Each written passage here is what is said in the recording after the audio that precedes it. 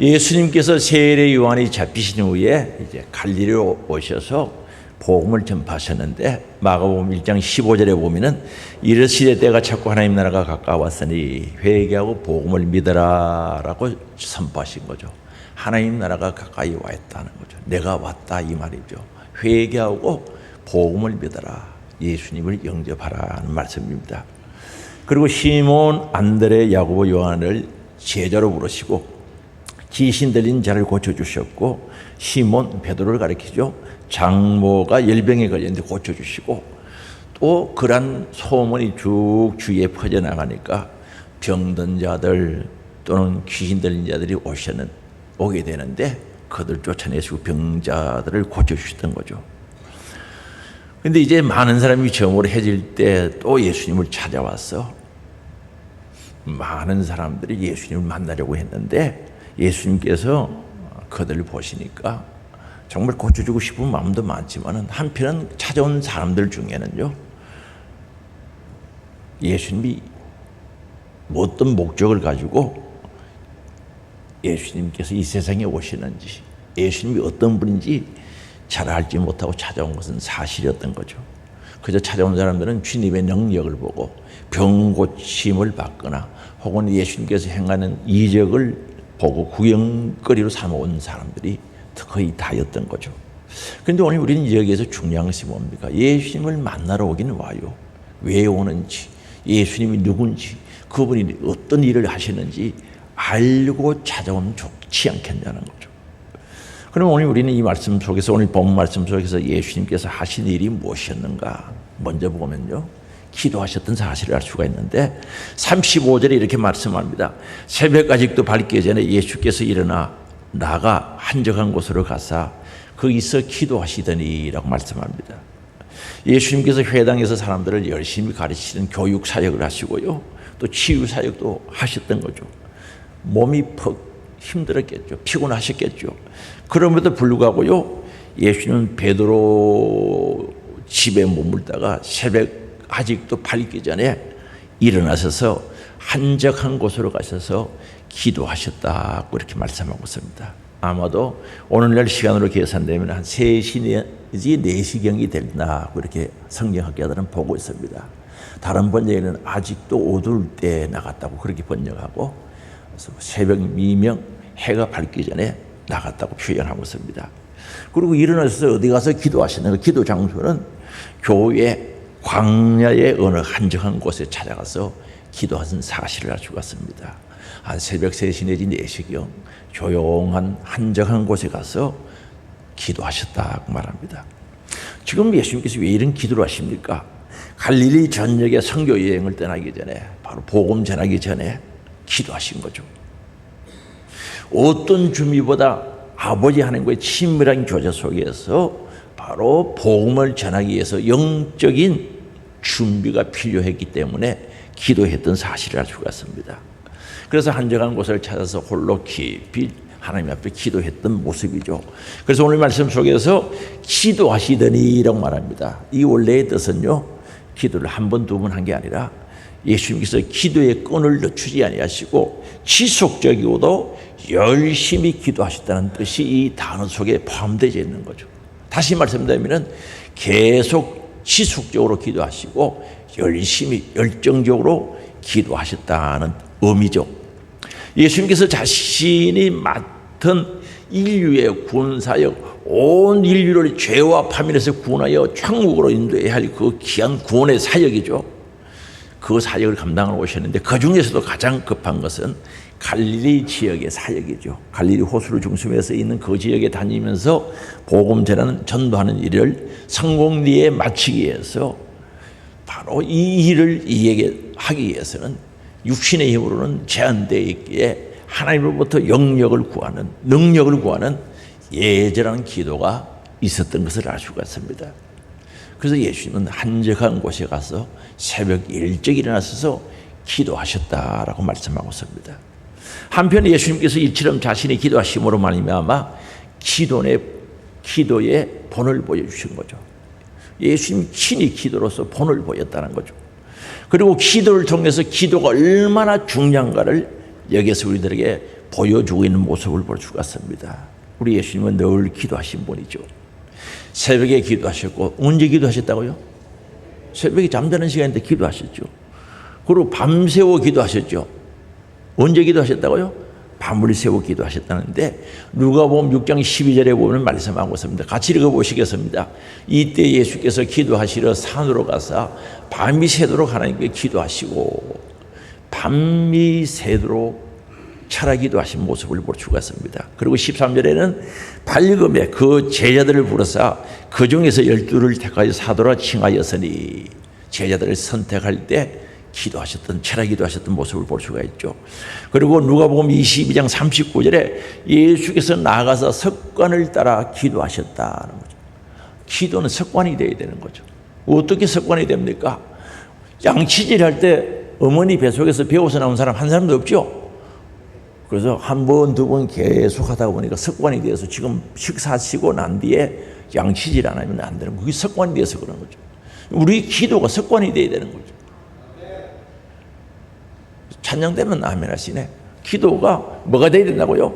습관화돼요. 습관화. 그리고 누가복음 11장에 보면 강청의 기도를 드렸다는 거죠. 강청이라는 말은 부끄러움 무릅쓰고 기도했다는 거죠. 그리고 누가복음 18장에 보면 기도하다가 낙심하지 말라고 과부의 비유로 통해서 말씀하는 거죠. 기도하다가 실망하고 좌절하지 말라고 말씀하셨던 것을 알 수가 있습니다. 예수님의 전 생애는 기도의 삶을 살아셨는데 세례 받을 때도 기도하셨거든요. 누가복음 3장 21절에 보면 말씀합니다. 백성이 다 세례를 받을 때 예수도 세례를 받으시고 기도하실 때 하늘이 열리고 성령이 비둘기같이 임하고 하늘에서 내 사랑하는 아들이라고 소리가 들려진 거죠. 기도하실 때 역사가 일어났던 사실을 알 수가 있습니다. 그리고 마지막 운명하실 때에도 누가복음 23장 46절에 보면은 예수께서 큰 소리를 불러 이르시되 아버지 내 영혼을 아버지 손에 부탁하나이다 하고 이 말씀하신 후에 숨지시니라 말씀한 거죠. 마지막 그 고통의 순간, 십자가에 죽으시는 그 순간에도 기도하셨던 사실을 알 수가 있습니다. 그래서 예수님께서 이렇게 기도하신 것은 예수님의 기도의 생활이 얼마나 진지했으며 얼마나 중요한 것인가를 우리들에게 가르쳐주고 있습니다. 우리 예수님은 창조주시죠. 요한복음 1장 1절 이하에 쭉 읽어보면 우리 예수님은 창조주시라는 거죠. 온 세상을 만드신 분이라는 거죠. 그런데 그분이 육신의 몸을 입고 이 세상에 오셨기 때문에 육신의 한계를 뛰어넘기 위해서, 육신의 한계를 극복하기 위해서, 육신의 욕구를 이기기 위해서 기도해서 하나님의 능력을 구했던 사실을 알 수가 있습니다. 우리 육이라는 것은요, 신앙생활하는데, 영적 생활하는데, 기도 생활하는데 방해뿐이에요. 이 육은요, 영이 충만하고 성령이 충만하고 영역이 있어서 내가 육을 지배해서 잘 사용하면, 쉽게 표현해서 부려먹으면 주의 일에 충성하고 전도하고 기도하고 주의 일을 할 수 있는 모든 선한 도구가 되는데, 그런데 영의 힘이 없어서 육의 지배를 당하면 이 육이 신앙생활하는데 방해꾼이 되는 거죠. 기도하자 그러면 피곤하다, 하지 말자. 새벽 기도하자 하면 전례가 안 되겠다. 이 육이 그러는 거죠. 방해꾼이 되는 거예요. 그래서 로마서 6장에 보면은 우리 몸을 의의 병기로 사용하라는 거죠. 올바른 데 사용하고 주의 일에 사용하고 하나님 기뻐하시는 일에 사용하라고 하는데 그게 내 마음대로 됩니까? 용력이 있어야지. 그래서 예수님께서 예절하게 기도하셨던 거죠. 왜요? 육의 몸을 입고 이 세상에 오시기 때문에 그렇다는 거죠. 인류를 구원하는 일, 즉 영혼 구원하는 일은 하나님의 능력으로 하는 거죠. 육신의 힘은 한계가 있어요. 영적인 일은 하나님의 능력으로 할 수 있다는 거죠. 교회 일도 마찬가지입니다. 우리 신앙생활이 영적인 생활이고 교회 생활이 영적인 생활인데 기도하여 능력받아 충성하고 능력받아 사명 감당할 수 있는 줄 믿을 수 있기 바랍니다. 그래서 예수님께서 십자가를 앞두시고요, 죽음을 앞두시고 겟세마네 동산에서 기도하는데 땀방울이 핏방울이 되기까지 예절하게 기도하셨던 사실도 또한 우리가 알 수 있습니다. 그 십자가를 지는 것은 고통이지 않습니까? 이 잔을, 이 고난을 내게서 떠나기를 원합니다만 그러나 나의 원대로 마옵시고 아버지로 께서 원하시는 대로 되기를 원합니다라면서 3번 반복 기도하면서 예절한 기도를 통해서 고난의 전을 받아 십자가를 가신 줄 믿을 수 있기 바랍니다. 그래서 결국 승리하신 줄 믿을 수 있기 바랍니다. 기도는 예수님께서 지니신 능력의 온천이라는 거죠. 능력을 끌어오는 도구가 되는 줄 아시기 바랍니다. 하나님으로부터 능력을 끌어오는 도구가 바로 기도라는 거죠. 이 능력이 낮잠 자고 났는데 잠 푹 자는데 능력이 왔다, 그런 얘기 들어본 적이 없어요. 맛있는 음식을 배불리 먹었는데 하늘로부터 능력이 왔다, 그런 얘기 들어보셨어요? 못 들어봤죠. 기도할 때 오는 거예요. 그래서 기도는 능력의 원천이요 또한 영적 양식이 되었던 것을 알 수가 있습니다. 그래서 예수님께서 친히 기도하셨던 사실을 우리에게 보여주셨던 거죠. 그런데 무지한 제자들의 모습을 보는데 다시 말하면 제자들은 너무 몰랐다는 거죠. 제자들은 예수님께서 기도하는 이유를 전혀 몰랐던 거죠. 왜 저렇게 기도하는지, 그리고 자기 자신들이 기도해야 된다는 그 사실에 대해서는 더욱더 몰랐던 거죠. 여러분, 왜 기도해야 되는지 알고 계십니까? 시간 낭비 아닙니까? 그거 앉아가지고 뭘 기도합니까? 알고 계세요? 기도를 왜 하는지? 제자들은 몰랐던 거죠. 그래서 오늘 36절에 보면요, 시몬 베드로를 가리키죠. 베드로의 본래 이름이 시몬입니다. 시몬과 그와 함께 있는 자들이 예수의 뒤를 따라가, 예수님이 행방불명이 된 거예요. 없어져 버렸어요. 찾아보니까. 뒤를 따라갔다는 이 단어는요, 단순히 추종하고 따라갔다는 뜻이 아니라 간절한 열망을 가지고 샅샅이 뒤지고 성가실 정도로 찾아갔다는 뜻이 여기에 포함되어 있다는 거죠. 찾아보니까 없지요. 그것도 가까이서 기도하는 것이 아니라 동네 밖으로 나가서 한적한 곳에 광야에 가서 기도하니까 찾기가 쉽지 않죠. 그래서 열망을 가지고 샅샅이 뒤지고 성가실 정도로 찾아갔다는 뜻이죠. 시몬을 비롯한 제자들이 예수님에 대한 순수한 열정이 얼마나 컸는지를 우리들에게 증거해주고 있지 않습니까? 없으면 없는 대로 사는 게 아니라 찾아갔다는 거죠. 그러나 이것 또한 우리가 생각해야 될 것은 시몬을 비롯한 이때 당시 예수님의 제자들의 영적인 무지를 보여주는 거죠. 영적인 지식이 없었다는 거죠. 다시 말하면 예수님을 알긴 아는데 바로 알지 못했던 겁니다. 영혼 살리러 오신 예수님, 온 인류를 죄와 파멸에서 구원하러 오신 그 예수를 몰랐던 거죠. 또 예수님께서 아버지 하나님과 함께 기도하는 시간, 내 기도하는 그 시간이 가장 귀한 시간 되는 교제의 시간을 가져야 할 필요성을 이해하지 못했던 것을 알 수가 있습니다. 오늘 우리 주님과 나와 하나님과 나와 깊은 영적인 교제의 시간이 필요한데 그걸 제자들은 전혀 몰랐던 거죠. 그래서 37절에 말씀하죠. 제자들이 뭐라고 이야기합니까? 같이 읽어봅시다. 만나서 이르되 모든 사람이 주를 찾나이다. 찾긴 찾았어요. 만났어요. 말씀하되 이르되 모든 사람이 주를 찾고 있다. 그럼 왜 주님을 찾고 있다고 그랬습니까? 찾고 있다는 그 이유가 있거든요. 이 말씀은 예수님께서 안 보이시자 여기저기 막 찾아다니다 예수님을 만나신 후에 찾아가서 예수님께 한 말이 이 말씀인데, 빨리 사람들이 예수님을 찾고 있습니다. 병든 자도 오고 귀신 들린 자도 오고 많은 사람들이 열정적으로 성령님 예수님을 찾고 계시니 우리 거기에 가야 되지 않겠습니까? 재촉하러 온 거죠. 무슨 뜻인지 이해되시죠? 제자들이 예수님을 찾은 것은 사람들이 지금 예수님 찾고 있으니까 거기에 가자는 거죠. 그곳에 가자는 거죠. 그럼 예수님 찾아온 사람들이 어떤 사람들입니까? 그들은 예수님의 능력을 가지고 병 고쳐주고 귀신 쫓아내고 하는 이런 일에 혹하여서 열광적으로 예수님을 애타고 기다리고 찾고 또 찾아왔던 사람들이었던 것입니다. 그래서 제자들은 예수님께 이 말씀을 하시면 기뻐하실 줄 알아요. 많은 사람들이 열정적으로 당신을 찾고 있습니다. 그곳에 갑시다 라고 하면은 그래 가자 너무너무 좋아하실 줄 알았는데 실은 그렇지가 않았던 거죠. 아직 이들은 시몬을 비롯한 예수님의 제자들은 온전한 메시아관을 갖지 못했던 거죠. 메시아가 누군지, 다시 말하면 그리스도가 누군지, 예수님이 누군지를 몰랐던 거죠. 그래서 정치적인 예수를 기대하고 있었다고 볼 수 있죠. 이스라엘 왕이 되면은 한자리 하려고 하는 그런 생각도 있지 않았겠습니까? 그리고 세상적인 인기에 영합해서 거릇된 잘못된 미사관을 가지고 찾아온 것이 틀림없던 거죠. 다시 말하면 영의 일, 하나님의 일을 몰랐던 자들이었던 것입니다. 그래서 예수님 기도하시는 데 와서 갑시다. 사람들이 많이 찾아왔다는 거죠. 그들에게 가야 되지 않겠습니까? 그 얘기를 한 거죠.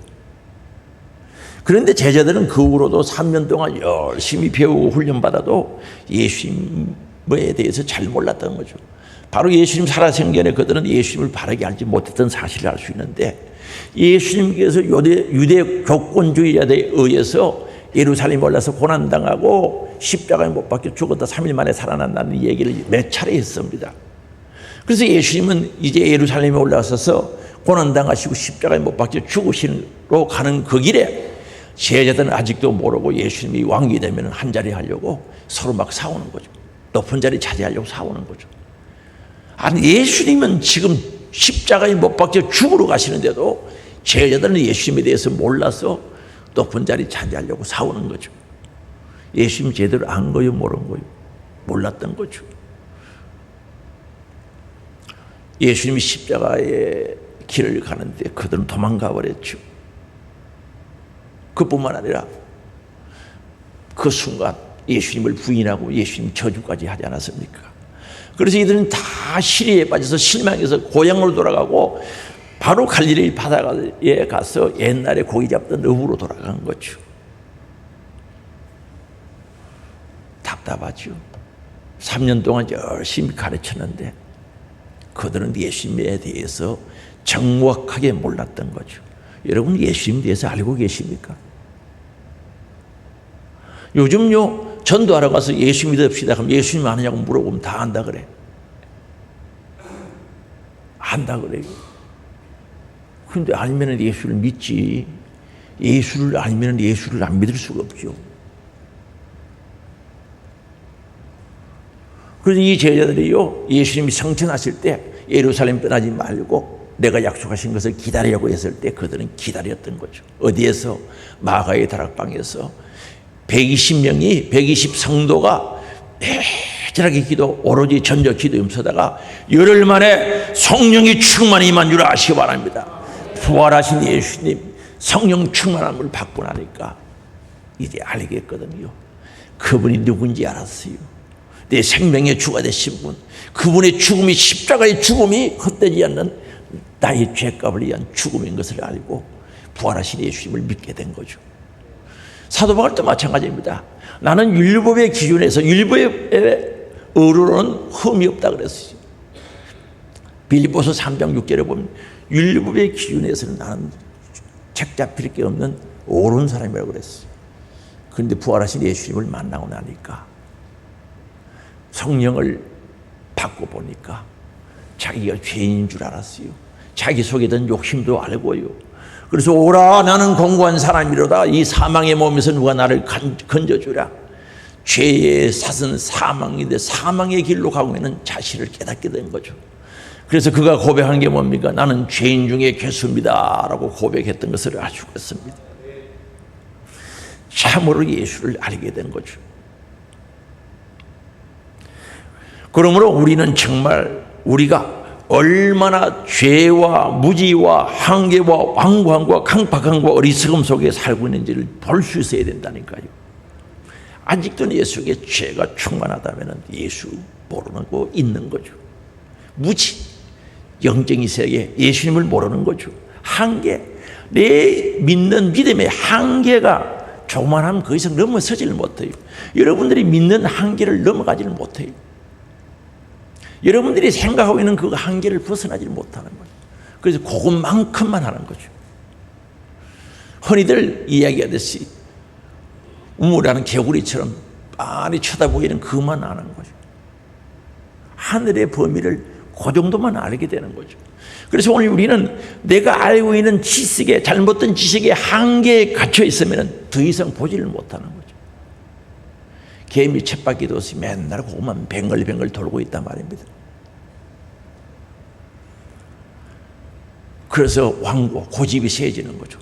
내가 아는 게 진짜다는 거죠. 이거는 틀림없어 그리고 강팍해지고 어리석은 거죠. 복음을, 하나님의 말씀을 받아들일 수 있는 그릇이 안 되는 거죠. 이것 때문에 내가 속고 있는지 나를 돌아볼 수 있어야 된다는 거죠.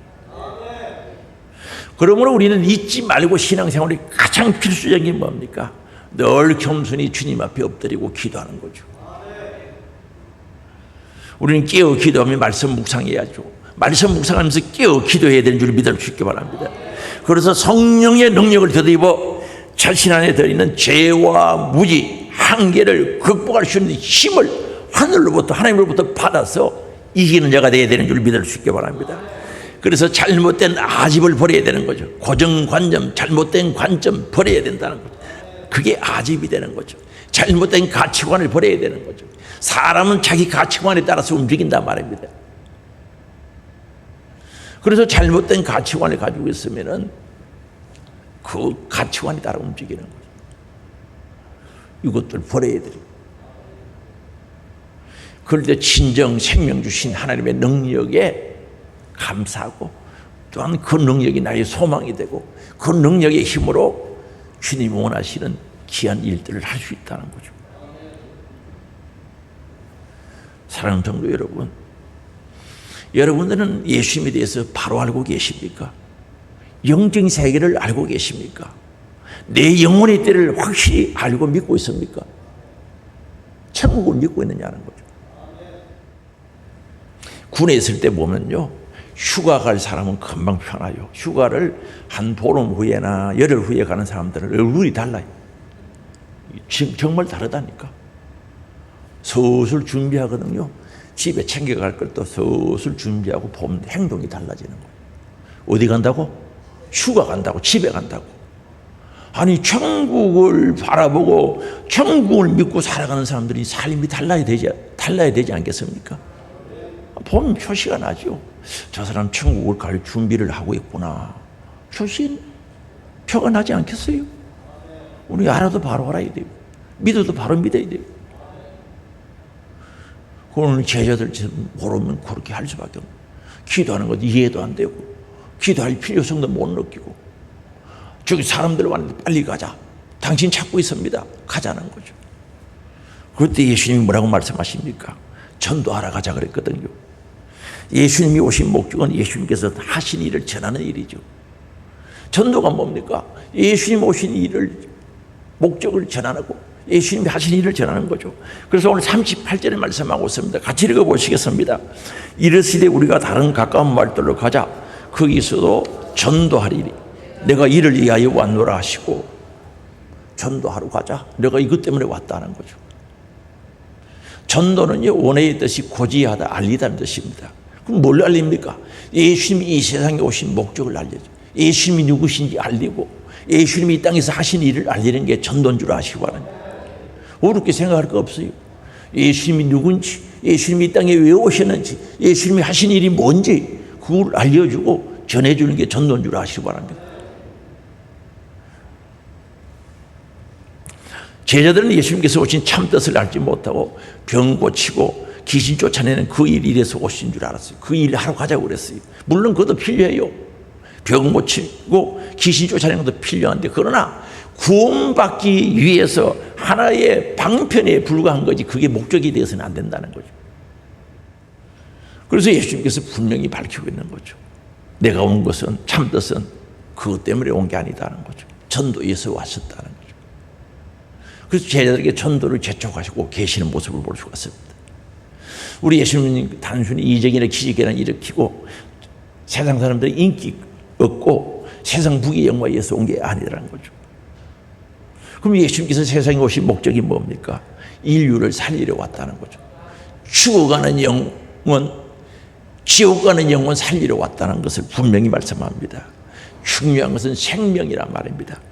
생명을 살리는 것이 급선무이고 가장 중요하다는 거죠. 그래서 요한일서 4장 9절에 말씀합니다. 같이 읽어보시겠습니다. 하나님이 사랑이 우리에게 이렇게 나타난 바 되었으니 하나님이 자기 독생자를 세상에 보내심은 그로 말미암아 우리를 살리려 하십니다.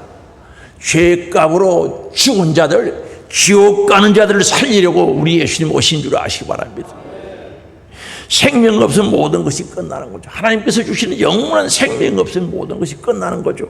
끝난 게 아니라 영원에 들어갑니다. 지옥에 간단 말입니다. 지옥에 간단 말입니다. 생명을 얻으면 영생 복락 천국을 얻게 되는 거죠. 영원한 생명을 가진 자는 생명의 능력과 은혜와 평안이 넘치고 하나님 앞에서 하나님 앞에 귀하게 쓰임 받을 수밖에 없다는 거죠. 오늘 우리 하나님께서 주시는 생명, 영원한 생명, 천국을 가진 자가 되어야 된다는 거죠. 그래서 예수님께서 마태복음 16장 25절에 말씀합니다. 사람이 만일 온천을 얻고도 제 목숨을 잃으면 무엇이 유익하리요? 온천을 가져도 돈이 수천억 수조 원이 되어도 그 사람 생명 잃어버리면 지옥 가면 무슨 가치가 있겠냐는 거죠. 그래서 요한복음 6장 27절에 말씀합니다. 같이 읽겠습니다. 썩을 양식을 위하여 일하지 말고 영생하도록 있는 양식을 위하여 하라. 이 양식은 인자가 너에게 주리니 인자는 아버지 하나님께서 인지신 자니라. 썩을 양식을 위하여 일하지 말라는 거죠. 그럼 이게 무슨 뜻입니까? 학생들이 공부를 하는데 썩을 것을 위해서 공부하는 방법이 있고 영원히 있을 것을 위해서 공부하는 방법이 있는 거죠. 같이 공부하지만은 그 사람의 믿음과 생각이 하나님의 영광을 위해서 열심히 공부하면은 영원한 것을 위해서 공부하는 것이 되는 줄 아시기 바랍니다. 자기의 명예와 자기 부와 자기 안위를 위해서 공부한다면 그 썩을 것이지. 무슨 가치가 있겠어요? 그래서 썩을 양식을 위하여 일하지 말라는 거죠. 여기서 우리는 일단 죽어가는 영혼을 살리기 위하여 최선을 다해야 된다는 것을 기억할 수 있죠. 생각할 수 있죠. 그래, 열심히 온 천을 얻고도 우리가 지옥 간다면 무슨 유익이 있겠냐는, 그게 금원이 무슨 소용이 있겠냐는 거죠. 정말 썩지 않고 영원히 있을 일들을 일하라는 거죠. 영적인 일, 신령한 일, 쇠하지 않는 일, 천국에서 영원히 누릴 그 일을 위해서 하라고 말씀하고 있는 겁니다. 오늘 우리는 이 일에 서임 받기를 주의 이름으로 축복합니다. 이 일을 할 수 있기를 원합니다. 특별히 사랑하는 가족들을 위해서 여러분 그 일에 힘쓰기를 바랍니다. 아니 여러분 천국이 믿어지고 지옥이 믿어진다면 가족이 지옥 가도 괜찮아요? 지옥 가도 괜찮은 거예요? 어떻게 마음이 그렇게 넓어? 다른 건 조금만 잘못 삐뚤어지면 삐지는데 왜 그건 안 삐지나? 너무 심하게 말했나? 맞지? 다른 건 조금만 속상해도 삐쳐버리는데 왜 가족들이 지옥 가도 그거는 괜찮냐? 괜찮다고요? 그건 아니잖아요. 친척들, 친구들, 이웃들, 가까이 있는 사람들 주님 품으로 인도할 수 있기를 바랍니다. 그들에게 말씀 전하고 예수님 전하고 복음 전하고 사랑을 쏟아부어야 되지 않겠습니까? 그리고 다른 하나는 그렇게 생명 주신 하나님의 은혜를 감사하면서 살아가야 되지 않겠습니까? 나 같은 죄인 살리신 주님의 은혜 놀라와 찬송 가사처럼 정말 지옥 갈 사람 나를 살려 천국 가게 해주신 이 은혜가 너무 감사했어. 새 생명의 은총을 누리면서 감사하며 살아가야 되지 않겠어요? 생명이 천하보다 귀하고 그 천하보다 귀한 생명을 가지고 주님 보시기에 합당한 삶을 살아갈 때 우리 주님이 우리를 통하여 영광 받으시는 줄 믿을 수 있기 바랍니다. 그래서 오늘 우리 인생이 짧게 7, 80 살아가면서 세상에서 가장 가치 있는 일이 뭐겠습니까? 하나님 보시기에 아름다운 삶, 생명 주심에 천국 주심에 대해서 감사하면서 영혼 살리려고 몸부림치며 그들 위하여 힘쓰고 예수고 사랑을 쏟아붓는 그보다 더 귀한 일이 어디 있겠습니까? 그럼 예수님께서 세상에 오셔서 하신 일이 뭡니까? 대속물이 되셨다 그랬거든요. 다른 말로는 속량 또는 구속이라고 해야 됩니다. 구원이라고 해도 틀리지 않습니다. 요한복음 1장 29절에 보면요, 세례 요한이 예수님 보고 세상 죄를 지고 가는 하나님의 어린 양이라고 그랬거든요. 온 인류의 죄짐을 지고 가는 하나님의 어린 양이라는 거죠. 그리고 마가복음 10장 45절에 말씀합니다. 우리 예수님이 온 것은 인자 온 것은 성김을 받으려 함이 아니라 도리어 성이려 하고 자기 목숨을 많은 사람이 대속물로 주려 함이라고 말씀합니다. 대속물은요 노예가 100만 원인데 돈을 100만 원 주고 사서 집에 보내는 거죠. 그걸 대속이라 그래요. 다른 말로는 속량이라 그래요. 그리고 그때 노예를 100만 원 주고 살 때 돈을 속전이라 그래요. 속전. 그래서 예수님께서 우리가 인간이, 저와 여러분이 죄값으로 죽었어요. 예수님이 대신 죽어주셔서 대속물이 되셨다는 거죠. 내 죄값을 대신해서 죽어주셨다는 거죠. 그 일하러 이 땅에 오셨다는 거죠.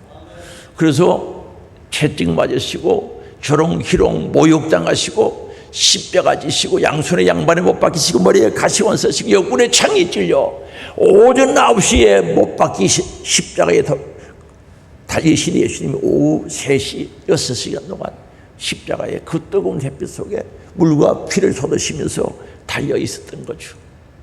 그 고통, 내가 당해야 할 고통, 내 죄값을 치러주시기 위해서 대신 죽어주셨다는 거죠. 마지막 절규의 소리를 들어보세요. 엘리 엘리 라마 사박다니, 엘리 엘리 라마 사박다니, 나의 하나님 나의 하나님 어찌하여 나를 버리시나이까. 절규를 외쳤던 거죠. 그 순간만큼은 인류의 죄값을 졌기 때문에 하나님으로부터 버림당하는 순간이죠. 조롱과 모욕과 핍박도 참을 수 있고 박해도 참을 수 있었고 채찍도 참을 수 있었고 십자가도 참을 수 있지만은 우리의 죄값 때문에 하나님으로부터 버림당하는 순간, 나의 하나님 나의 하나님이 어찌하여 나를 버리시나이까. 아니, 저와 여러분들의 죄값을 짊어지고 죄값을 치러야 하기 때문에 그 순간만큼은 하나님으로부터 버림당해야 되는 줄 아시기 바랍니다.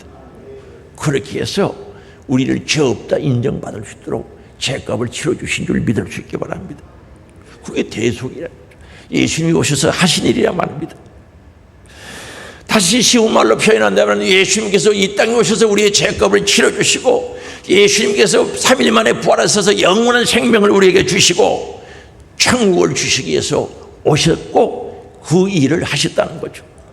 그래서 요한복음 14장 6절에 말씀합니다. 예수께서 이르시되 내가 곧 길이요 진리요 생명이니 나로 말미암지 않고는 아버지께 올 자가 없다고 말씀하고 있습니다. 예수님이 천국 가는 길이요 내가 사는 길이요 영생의 길로 갈 수 있는 길이 되시고 진리가 되신다고 분명히 말씀하고 있다는 거죠. 오늘 우리는 여기서 생명의 길 되시고 사는 길 되시고 천국 가는 길 되신 이 예수님을 믿고 내가 확신하고 있다면 전하여야 되지 않겠냐는 거죠. 어떻게 나 혼자만 가려고 그래요? 사는 길이 있다, 천국 가는 길이 있다, 영생의 길이 있다, 오라. 그분이 곧 예수 그리스도다. 이거 어떻게 전해야 되지 않겠습니까? 그래서 로마서 10장 14절에서 15절에 말씀합니다. 그런즉 그들이 믿지 아니하는 일을 어찌 부르려요? 안 믿는데 어떻게 예수 부르느냐는 거죠. 못 들었는데 어떻게 예수를 믿느냐는 거죠. 전하는 자가 없는데 어떻게 믿을 수 있겠냐는 거죠. 15절 보내심을 받지 않았는데 어찌 전파는? 전도하러 가야 전하지 않느냐는 거죠. 그래서 이걸 거꾸로 기록해 놓은 거죠. 이 말은 다시 바로 잡으면 나가서 전하라는 거죠. 전해야 듣고 들어야 믿고 믿어야 구원받는다는 거죠. 그래서 15절 후반대에 기록된 바 아름답도다. 좋은 소식을 전하는 자들의 발이 한 것 같다. 전도하는 발이 그렇게 아름답대요. 매니큐어 발라다니는 것보다 훨씬 아름답다는 거예요. 오늘 발가락 검사 한번 해볼까요? 그거다 매니큐어를 빨갛게 발라다니는데 이쁘라고. 아니 그게 이쁜 게 아니고 전도하는 발이 이쁘다는 거죠. 우리 몸 지체 중에 제일 천대받는 게 발이거든요. 그래서 하나님께서 양말을 만들어가지고 하나님 만든 건 아니지만 양말 씻도록 해주는 거예요. 발이 고생한다고. 그래서 발이 아름다움 전체가 다 아름다운 거예요. 전도하는 발이 아름답다는 것은 손발, 코, 눈, 입은 말할 것 없이 아름다운 사람이 되는 거예요. 진짜 전도하면 아름답다니까요. 주님이 아름답게 보시는 줄 아시기 바랍니다. 발이 아름다운데 다른 거 다 아름답지. 저 발은 커가지고요 곰씨 컸는데 어쨌든 전도하면 아름답대요. 발이 아름다우면 전체가 다 아름다운 거죠. 우리도 예수님 알리는 일에 함께 하기를 원합니다. 전도는 예수님 알리는 거죠. 예수님 오신 목적, 예수님이 누군지, 예수님이 하신 일을 알려야 된다니까요. 전도하기를 원합니다. 전쟁 중에 한 병사가 중상을 입고 병원에 실려왔어요.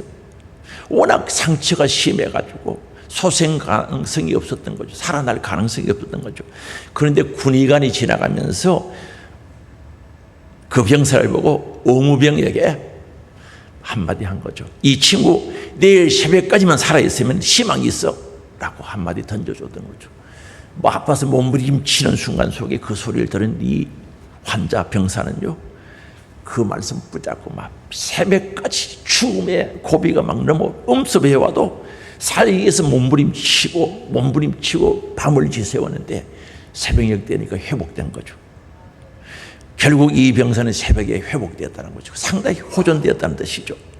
지나가던 군의관의 무심코 던진 말 한마디가 놀라운 기적을 만든 거죠. 그렇습니다.